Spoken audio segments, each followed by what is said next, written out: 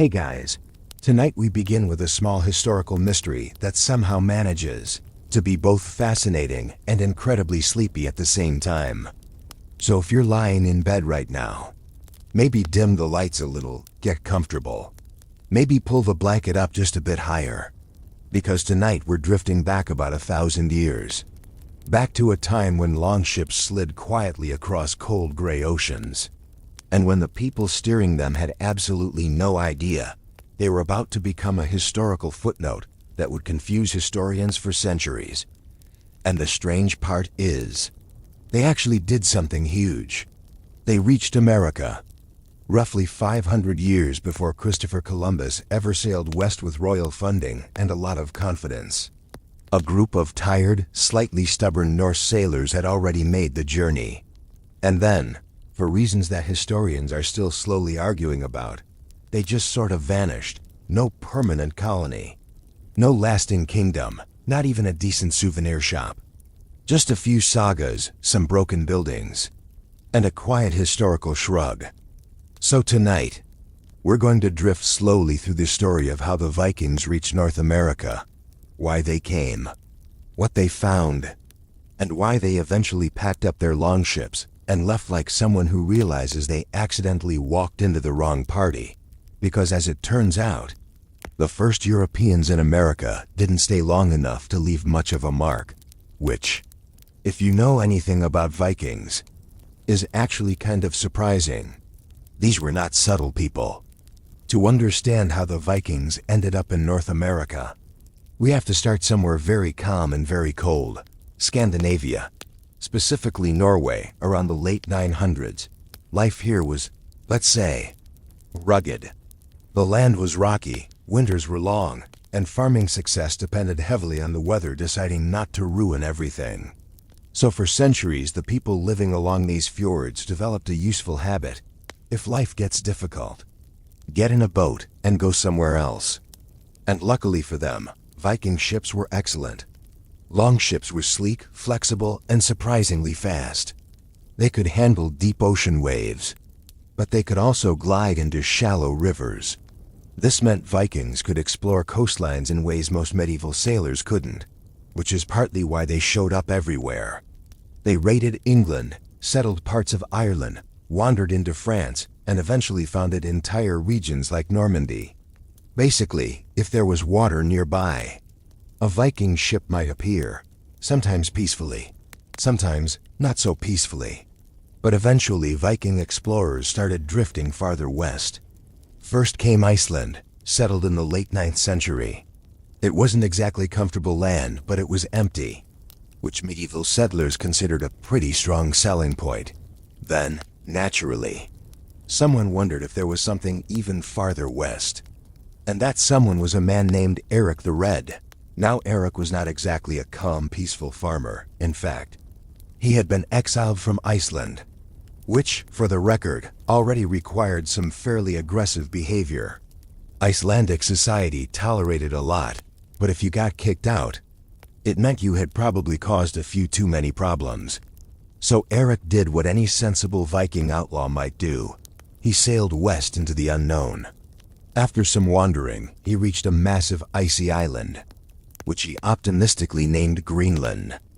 Now this name might sound like a mild exaggeration, because Greenland, as you may have guessed, is not especially green. But Eric understood marketing. If you want settlers to move to your frozen island, maybe avoid names like massive freezing ice desert. Greenland sounded much nicer, and surprisingly, it worked. Around the year 986, Eric returned to Iceland and convinced several hundred people to follow him west and start new settlements. This was not a small commitment. Crossing the North Atlantic in wooden ships was unpleasant. Cold winds, rough seas, weeks of uncertainty. And if your ship sank, well, medieval rescue services were unfortunately not available. But enough settlers arrived to establish small Norse communities along Greenland's southwestern coast. These colonies survived barely for several centuries. And from there, the next step happened almost accidentally, because one day, someone spotted land even farther west. Enter Leif Erikson. Leif was Eric the Red Son, which meant he inherited both a talent for sailing and a family tradition of wandering into unfamiliar places. According to the Icelandic sagas, Leif heard stories about a sailor who had glimpsed land west of Greenland after getting lost at sea, which is honestly one of the more common ways humans have historically discovered things: accident. So Leif decided to investigate. Around the year 1000, he sailed west with a small crew, and eventually they reached a coastline that looked very different from Greenland. There were forests, real forests, which might not sound dramatic, but for Greenland settlers, wood was incredibly valuable. Greenland had very few trees, meaning people had to carefully reuse timber for building and repairs. So discovering a land full of trees probably felt like stumbling into a hardware store after living in a desert. Leif and his crew explored the coast and eventually established a small camp. They called the region Vinland. The exact meaning of the name is debated. Some historians believe it meant wine land, possibly referring to wild grapes found farther south.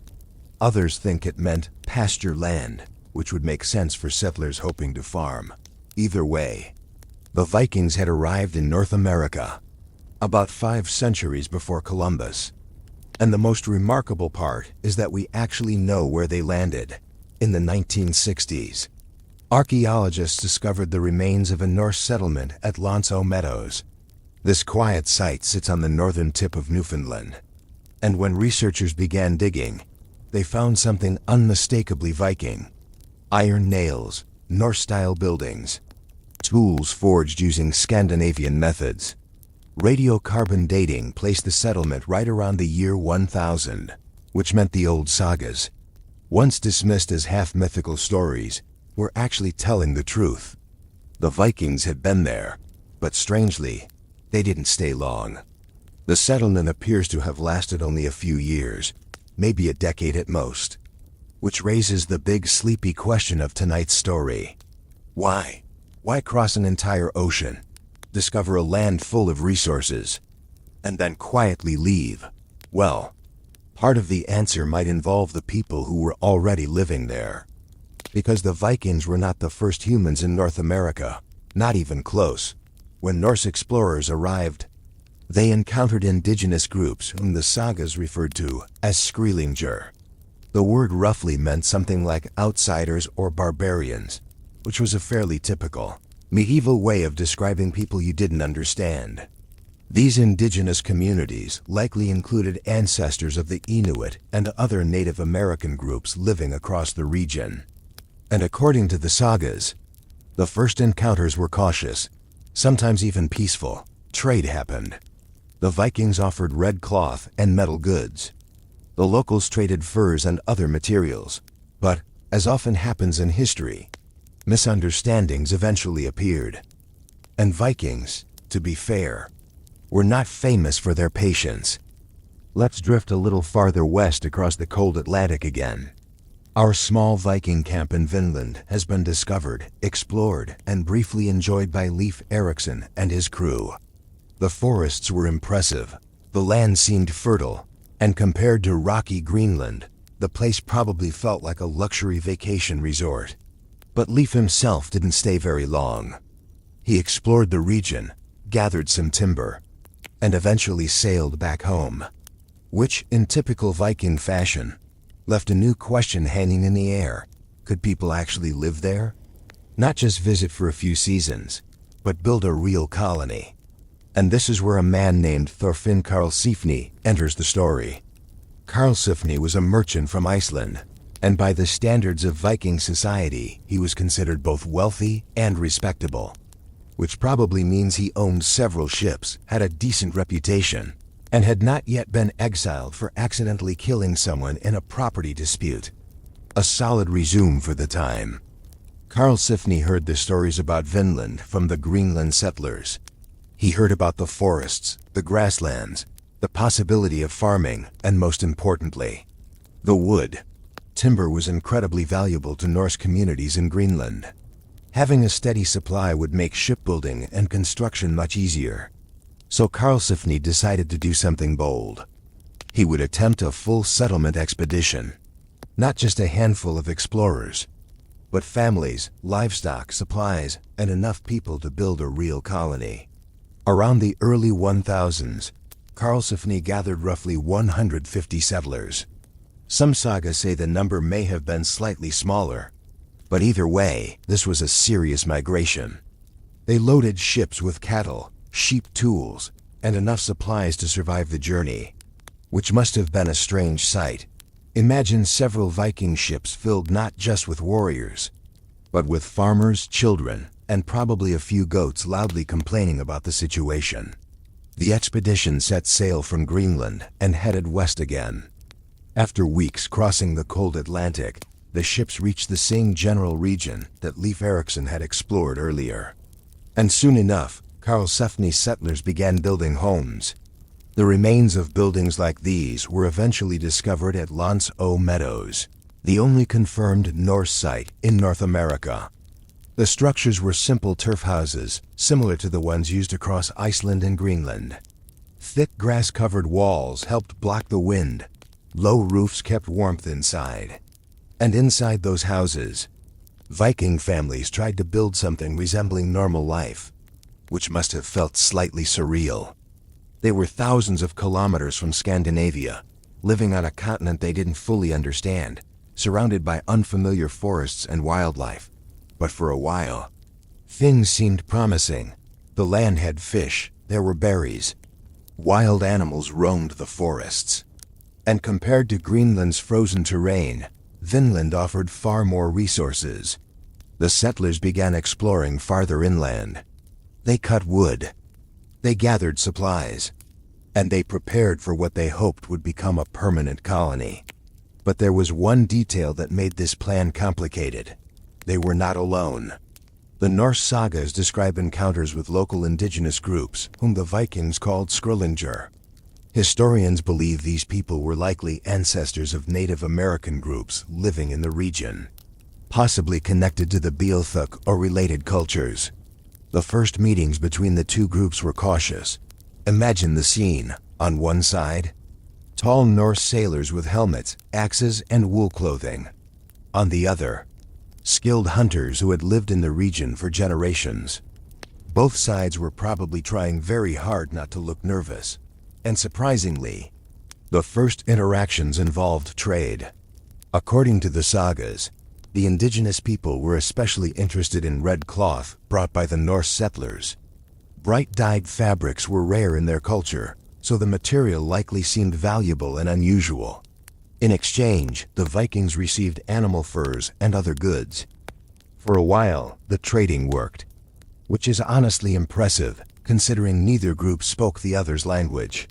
But unfortunately, peaceful trade in medieval frontier zones rarely stays peaceful forever. At some point, something went wrong. The sagas describe an incident involving a Viking bull. Yes, a bull. Apparently, Karlsefni's settlers had brought livestock with them, which included cattle. One day a bull ran out of the Norse camp and charged toward a group of indigenous visitors. The animal was loud, aggressive, and probably quite terrifying if you had never seen a European farm animal before. The visitors panicked and ran away, which might sound like a minor misunderstanding. But after that moment, the relationship changed. Soon after, larger groups of Skrællingar returned, and this time, they were not necessarily interested in trading cloth. The sagas describe tense encounters, skirmishes, and sudden attacks. Now it's important to keep the scale of these events in perspective. These were not giant battles. The Viking settlement was tiny, maybe a few dozen adults capable of fighting. Meanwhile, the local population likely numbered far higher across the surrounding lands, which meant the Norse colonists were extremely outnumbered. Even if Viking warriors had a reputation for bravery, bravery does not magically fix math. And the math was not in their favor, despite these dangers. Karlsefni's colony did manage to survive for a while. In fact, something rather unusual happened during this period. One of the settlers gave birth. The child was named Snorri Thorfinnsson, and according to the sagas, Snorri became the first known child of European descent born in North America, which is a remarkable historical detail. Imagine growing up hearing that your birthplace was a distant continent across an unknown ocean. Snorri himself would later return to Iceland, where he lived a fairly normal life. But his birth quietly marks one of the earliest European family moments in the Americas. A small Viking baby, born in a turf house, somewhere along the windswept coast of Vinland. It's a strangely peaceful image, but unfortunately, the colony itself was beginning to feel less peaceful. The tension with local groups continued. Small confrontations became more frequent, and the settlers slowly began to realize something important. Even if the land itself was rich with resources, maintaining a colony there would be extremely difficult. They were too far from Greenland, too far from Iceland, and any reinforcements would require long ocean voyages across dangerous waters. If something went wrong, help would not arrive quickly. Meanwhile, the local indigenous communities had every advantage. They knew the land, they knew the seasons, and they did not particularly need Viking settlers living nearby. So after a few difficult years, Karlsefni made a practical decision. The colony would leave. The settlers packed their belongings, loaded their ships, and sailed back across the Atlantic to Greenland. Just like that, the first European settlement in North America quietly ended. No dramatic final battle, no heroic last stand. Just a slow realization that the experiment wasn't working, which might actually be the most realistic ending possible. Sometimes history doesn't end with fireworks. Sometimes people simply decide, this place isn't worth the trouble. But here's the strange part. Even after Karlsefni's colony disappeared, Norse sailors likely continued visiting Vinland for some time. Small expeditions may have returned to gather timber and supplies. The sagas hinted occasional journeys. But eventually, even those visits stopped. The Viking presence in North America faded into memory. The settlements in Greenland struggled, trade routes weakened, and slowly, the story of Vinland drifted into legend. By the time Christopher Columbus sailed west in 1492, most of Europe had completely forgotten that Vikings had ever reached the continent at all. The sagas still existed, quietly preserved in Icelandic manuscripts. But outside Iceland, almost nobody believed them. They sounded like adventurous myths, stories about distant lands full of forests and grapes. Interesting, but probably exaggerated. It would take nearly 1,000 years before archaeologists would finally prove that the Vikings had truly been there. But before we reach that discovery, there's another quiet mystery waiting for us. Because while Vinland was fading away, something else was happening. The Norse colonies back in Greenland were slowly collapsing. Entire settlements disappearing. People vanishing from history. And no one fully understood why. All right, let's gently sail back across the North Atlantic for a moment. Because while the short-lived Viking adventure in Vinland quietly faded away, the Norse world still had something that looked much more permanent. The settlements in Greenland. Now, if you remember, Greenland had been colonized around the year 986 by Eric the Red, a man whose main talent in life seemed to be convincing people that cold, remote places were excellent real estate opportunities. And surprisingly, it worked. Over time, the Norse established two main settlement areas along the southwestern coast of Greenland. The eastern settlement, which despite the name was actually farther south, and the western settlement, which sat a bit farther north. These communities were not huge. Historians estimate that at their peak, maybe 2,000 to 3,000 Norse settlers lived across both regions combined, which means the entire Greenland Viking population could probably fit into a medium-sized modern shopping mall. But for medieval settlers living at the edge of the known world, it was an impressive achievement. They built farms. They raised cattle and sheep. They constructed churches, including one dedicated to St. Nicholas, the patron saint of sailors. And they even had a bishop appointed by the church in Norway. which meant that Greenland had officially become part of the wider Christian world. So life, in a slightly frozen and windy way, went on, and for a couple of centuries, it worked. Ships traveled between Greenland and Iceland. Traders carried goods back to Scandinavia. The Norse hunted seals, farmed what little land they could manage, and built a society that was both stubborn and surprisingly organized. But living in Greenland required a very delicate balance. The environment was harsh, winters were long, and farming was never easy. Grass could grow during the short summers, allowing livestock to graze, but only barely. If one season went badly, people had to rely on stored food. If 2 seasons went badly, things could become uncomfortable. And if several difficult years arrived in a row, well, suddenly the edge of the world feels even farther away. Around the 1300s, the climate began shifting. This period is often connected to something historians call the Little Ice Age. Temperatures across parts of the North Atlantic cooled slightly. Sea ice became more common. Storms became harsher. And for the Norse farmers in Greenland, this was not great news. Shorter summers meant less grass for livestock. Less grass meant fewer animals surviving the winter. And fewer animals meant less milk, less meat, and fewer resources overall. Now, to be fair, the Vikings were resilient people. They had survived rough climates before. But Greenland was already living on the edge of what farming could realistically support. A small shift in temperature could have a surprisingly large impact. And the problems didn't stop there. Trade with Europe began weakening. For a long time, Greenland had exported valuable goods like walrus ivory. In medieval Europe, ivory was extremely fashionable. Carvers used it to create religious sculptures, chess pieces, and decorative objects. But eventually, new trade routes opened. Ivory from Africa began arriving in Europe in larger quantities. And unfortunately for Greenland, African elephant ivory was often easier to obtain and transport, which meant the Greenland settlers were slowly losing their most valuable export. Less trade meant fewer supply ships, and fewer ships meant Greenland was becoming more isolated every decade. Imagine living on a remote island, and the occasional supply boat simply stopped showing up. Not a comforting situation. Meanwhile, there was another group living in Greenland, the Inuit. These Arctic peoples had migrated across northern regions of North America and eventually reached Greenland several centuries after the Norse settlers arrived. Unlike the Vikings, the Inuit were perfectly adapted to Arctic life. They hunted seals and whales. They traveled using sleds and kayaks.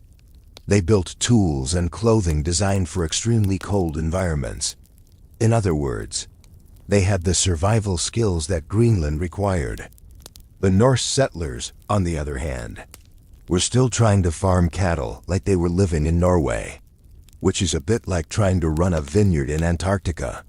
Technically impressive, but perhaps not the easiest plan. The sagas and archaeological evidence suggest that Norse and Inuit communities occasionally encountered each other. Sometimes these meetings may have involved trade. Other times, they may have been less friendly. But historians still debate how much contact actually occurred. Interestingly, the Norse settlers never adopted many Inuit survival techniques. They didn't switch to seal hunting lifestyles. They didn't adopt kayaks, and they largely continued farming, even as the climate made farming harder, which has puzzled historians for years. Because from a survival perspective, learning a few Inuit strategies might have helped a lot. But cultural habits can be powerful. People often stick with familiar traditions, even when circumstances change. And eventually, the Greenland settlements began to shrink. The Western settlement appears to have disappeared first. By the mid-1300s, it was completely abandoned. No clear written record explains exactly what happened. One Norwegian church official visited the site and found farms empty, buildings collapsing, and livestock wandering freely, which must have been a very eerie sight. A quiet village, suddenly deserted.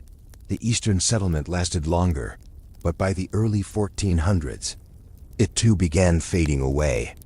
The last known written record from the Greenland Vikings is a marriage ceremony held in 1408.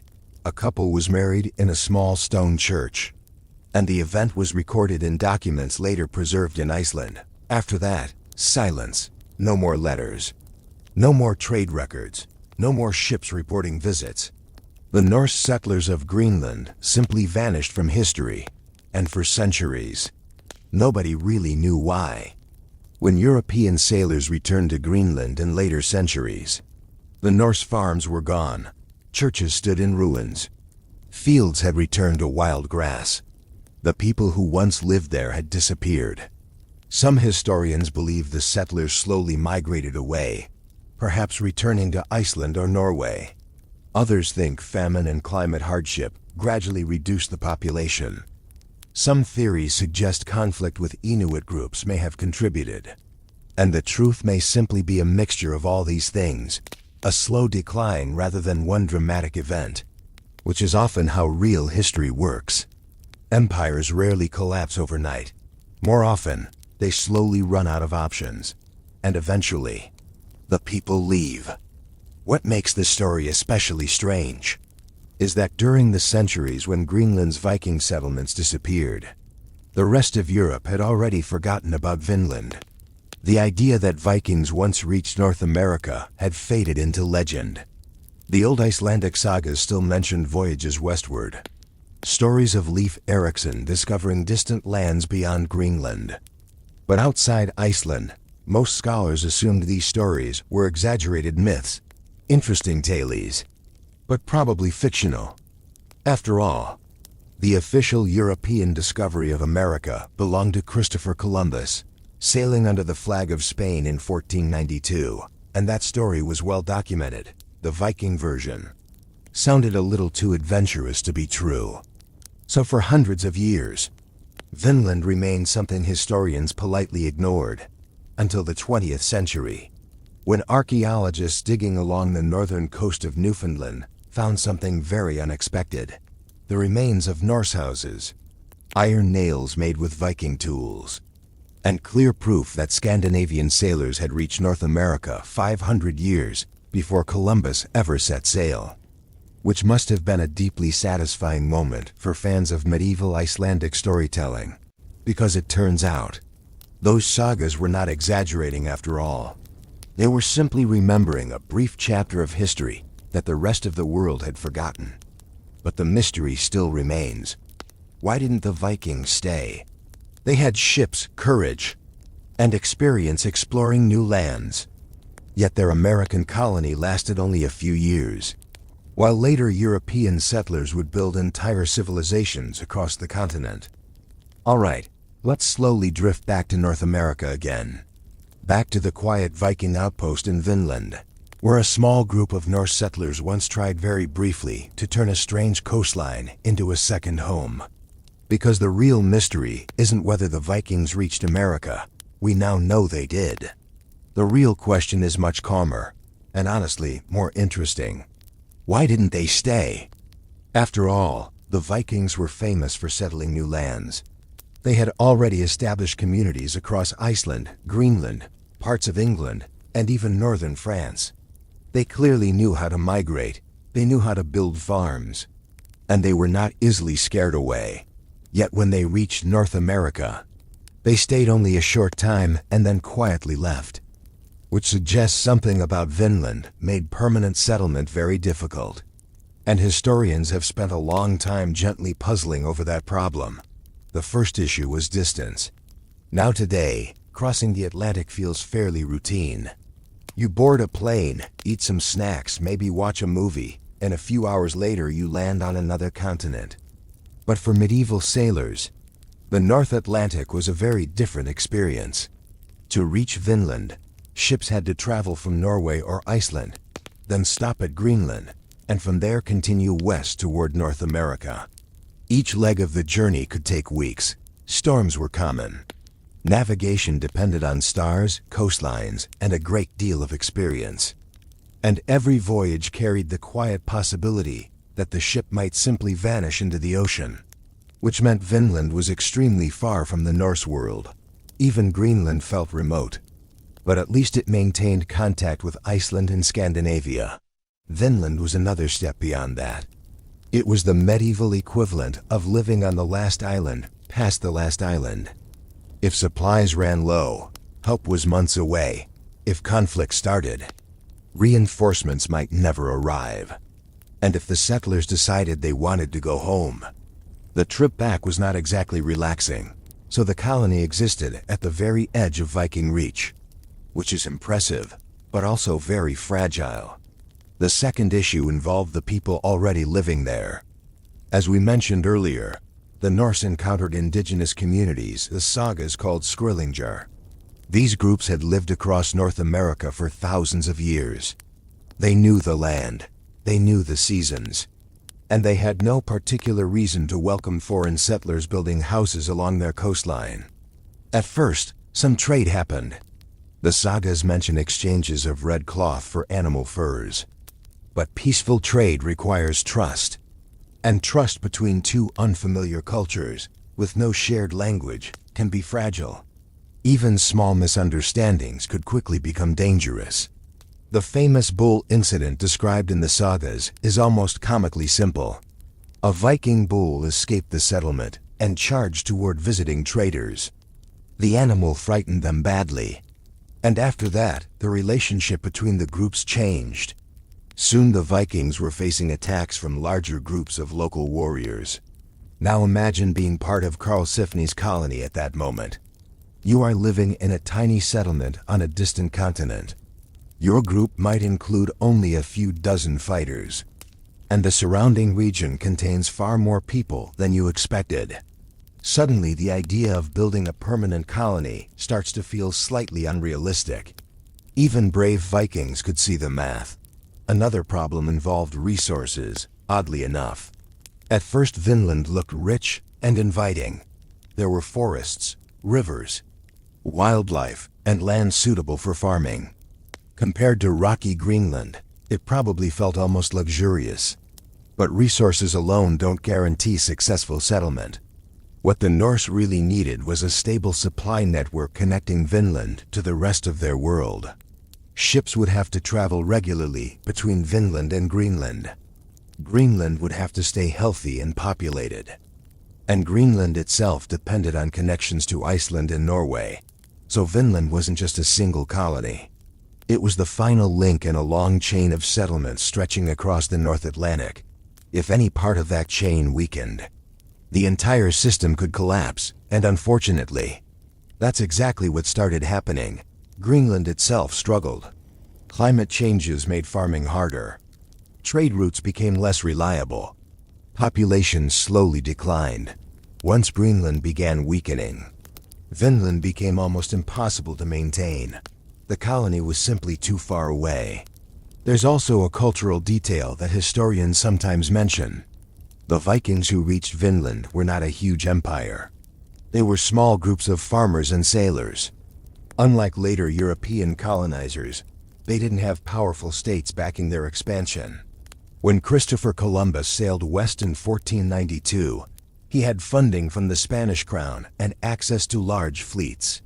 Later explorers would arrive with armies, merchants, missionaries, and entire migration systems. The Vikings didn't have that kind of support. Their expeditions were smaller, more personal ventures. A few ships, a few families, a handful of animals. Which means the Vinland experiment relied heavily on the determination of a small number of individuals. And when those individuals decided the colony wasn't working, the project simply ended. No government stepped in to reinforce it. No large fleet arrived with new settlers. The Vikings just sailed home. And history quietly moved on. What's fascinating is that the memory of Vinland never completely disappeared. In Iceland, medieval writers preserved the stories in two famous texts: the Saga of the Greenlanders and the Saga of Eric the Red. These sagas described voyages westward, encounters with indigenous peoples, and the brief Viking settlements in North America, but outside Iceland. Very few people read these stories, and those who did often assumed they were exaggerated legends. Because honestly, the idea sounded unbelievable. Vikings discovering America 500 years before Columbus? That sounded like something a medieval storyteller might invent after a few cups of ale. So historians quietly placed the sagas in the category of interesting myths, and for centuries, that's where they stayed, until the 20th century. When archaeologists finally discovered the ruins at Meadows, suddenly the old sagas didn't look like myths anymore. They looked like eyewitness accounts, which is one of those rare moments when archaeology and storytelling shake hands across 1,000 years. Today we know that the Vikings really did reach North America. They built houses there. They explored the coastline. They even welcomed a child into the world. Snorri Thorfinnsson, the first known European born on the continent. And then, they left. Not because they lacked courage. Not because the land was poor. But because the situation simply wasn't practical. Too far from home. Too few settlers. Too many complications. Sometimes history isn't about dramatic victories or catastrophic defeats. Sometimes it's about quiet decisions. A group of sailors looking at the horizon, doing the math, and deciding that maybe this particular adventure wasn't worth the trouble. So they packed their ships, sailed back across the Atlantic, and Vinland returned to silence. For nearly 1,000 years. But the story doesn't quite end there. Because while the Vikings themselves disappeared from North America, the memory of their voyage never completely vanished. It lingered quietly inside Icelandic manuscripts, waiting. And centuries later, historians would begin rediscovering those stories, slowly realizing that the world map of exploration had a forgotten chapter. One where longships crossed the ocean long before Columbus ever dreamed of sailing west. Alright, let's slowly move forward in time. We're leaving the medieval world now, drifting past centuries of quiet ocean winds, past forgotten manuscripts, and into the modern era. Because for hundreds of years, almost nobody outside Iceland took the story of Vinland very seriously. The old sagas still existed. Scholars could read the saga of the Greenlanders and the saga of Eric the Red. Both texts clearly described voyages west from Greenland, led by figures like Leif Erikson and Thorfinn Karlsefni. But the problem was simple. Stories are not proof. Medieval sagas mixed real history with dramatic storytelling. Heroes appeared, events were exaggerated, and details sometimes changed as stories passed through generations. So historians often treated the Vinland story the same way they treated legends about dragons or sea monsters. Interesting, but probably fictional. Meanwhile, the official European discovery of America remained firmly connected to Christopher Columbus, sailing west from Spain in 1492. And that version of history was supported by ships, documents, royal records, and plenty of eyewitness accounts. Compared to that, the Viking story looked thin. Just a few manuscripts written down in medieval Iceland. So for centuries, the idea that Vikings reached North America was mostly ignored, until two very patient people decided to go looking. In the early 1960s, a Norwegian explorer named Helge Ingstad became fascinated with the Vinland sagas. He had spent years traveling through remote regions studying indigenous cultures and Viking history. And unlike many historians, Ingstad had a simple but slightly stubborn idea. What if the sagas were actually describing real places? Instead of treating them as myths, he began treating them like travel guides.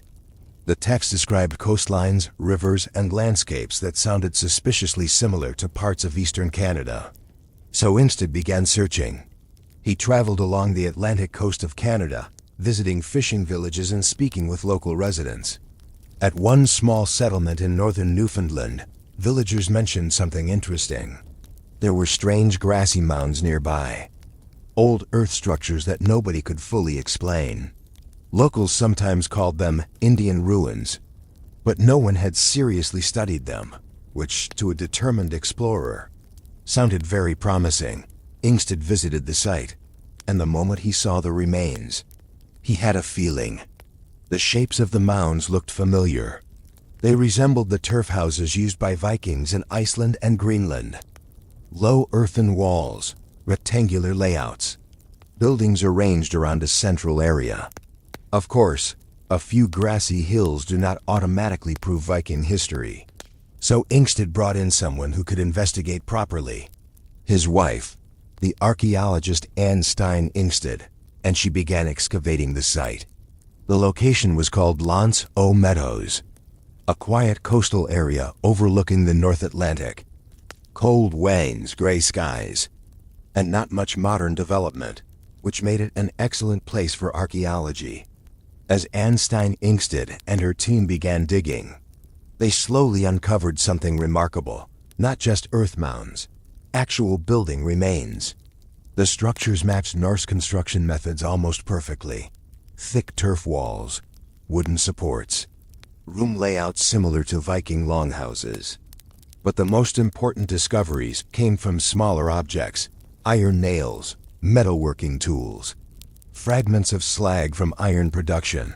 These were crucial clues, because indigenous cultures in that region at the time did not produce iron using the same methods as medieval Scandinavians. But Viking settlers absolutely did. Radiocarbon dating soon confirmed the age of the site. Around the year 1000, right in the exact time period described in the sagas, which meant something extraordinary had happened. A medieval story once dismissed as legend had just been confirmed by archaeology. The Vikings really had reached North America 5 centuries before Christopher Columbus. Further excavations revealed several buildings at the site. Some were longhouses where people lived. Others appear to have been workshops. One building even contained evidence of iron production, suggesting the settlers repaired tools or forged small objects during their stay. The entire settlement was relatively small, probably housing no more than a few dozen people at a time, which fits nicely with the sagas describing small exploration groups rather than massive colonies. Interestingly, archaeologists also discovered butternuts at the site. This was another fascinating detail. Butternut trees do not grow in northern Newfoundland. They grow farther south, which suggests that the Vikings explored beyond Newfoundland into warmer regions, possibly along the Gulf of St. Lawrence. Exactly the sort of exploration the sagas describe. Little by little, the puzzle pieces began fitting together. The sagas weren't perfect historical records, but they were surprisingly accurate. They preserved real memories of Viking voyages across the Atlantic, memories passed down through generations before finally being written in Iceland. And now, buried under layers of earth, archaeology had confirmed the story. Today, Lanzo Meadows is recognized as the only confirmed Norse site in North America. It's also a UNESCO World Heritage Site. Visitors can walk through reconstructed Viking buildings and imagine what the settlement looked like 1,000 years ago. Small wooden houses covered in turf, smoke drifting from roof vents, a few ships resting along the shoreline, and beyond the camp, endless forests stretching across an unfamiliar continent. It must have been both exciting and unsettling for the Norse explorers, a land full of possibility, but also full of uncertainty, which might explain why the experiment didn't last long. What makes the story especially peaceful in a historical sense is how quietly it ended. The Vikings did not conquer North America. They didn't build kingdoms. They didn't transform the continent. They simply visited, explored a little, built a few houses, and eventually sailed away. For centuries afterward, the land returned to silence, the buildings collapsed, grass grew over the walls, and the memory of those voyages survived only in distant Icelandic manuscripts, waiting patiently for someone to dig them up again. Which is exactly what happened. Thanks to 2 determined explorers and a bit of careful archaeology, one of history's forgotten journeys finally returned to the map. But there's still one final thought to drift through, because the Viking discovery of America reminds us of something interesting about history. Being first doesn't always mean being remembered.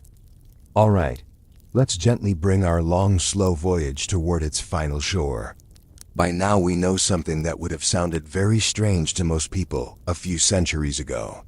The Vikings reached North America. They crossed the Atlantic around the year 1000. They explored a land they called Vinland. They built houses at Meadows. They traded, argued, explored forests, and even welcomed a child into the world, Snorri Thorfinnsson, one of the earliest Europeans born on the continent. And then, they quietly left. Which means the Vikings technically discovered North America centuries before Christopher Columbus.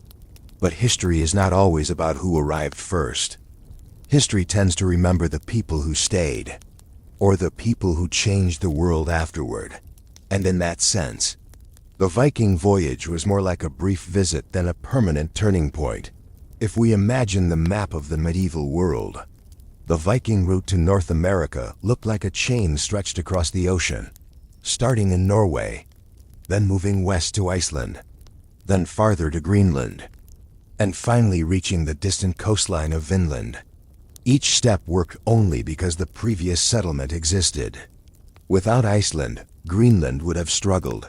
Without Greenland, Vinland would have been unreachable. And eventually, the chain began to weaken. The Norse colonies in Greenland slowly declined during the late medieval period. Climate changes, reduced trade, and isolation all made life increasingly difficult. The last confirmed written record from Greenland's Viking community appears in the early 1400s. After that, the settlements disappear from history. And once Greenland faded, the final link connecting Europe to Vinland vanished too, which meant the Viking discovery of North America lost its connection to the rest of the world. The explorers who had once sailed there were gone, the settlements had collapsed, and the ocean quietly erased the route. Meanwhile, Europe continued changing. New kingdoms grew stronger. Navigation technology improved. Ships became larger and more reliable. And eventually, explorers once again started thinking about the Atlantic Ocean. One of those explorers was Christopher Columbus.